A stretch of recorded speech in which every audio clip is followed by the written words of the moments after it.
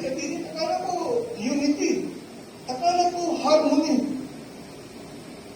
Kapatid, pag ang church hindi nagtuturo ng katotohanan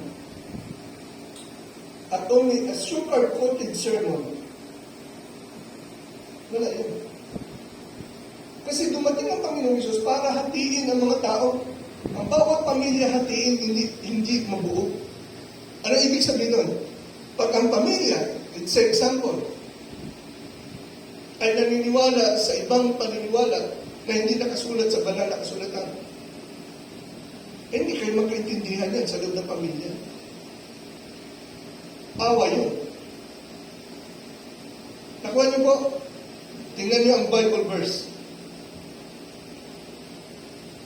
Matthew chapter 10, verse 34 to 35. Sabi ng Panginoong Hesus, "Think not that I am come to send peace on earth." Hindi ako dumating para ipadala ang kapayapaan. Yes, He is the Prince of Peace, ang prinsipe ng kapayapaan. Pero sabi niya, hindi ko pinadala ang kapayapaan. I came not to send peace, but a sword. Hindi ko pinadala ang kapayapaan, kundi tabak.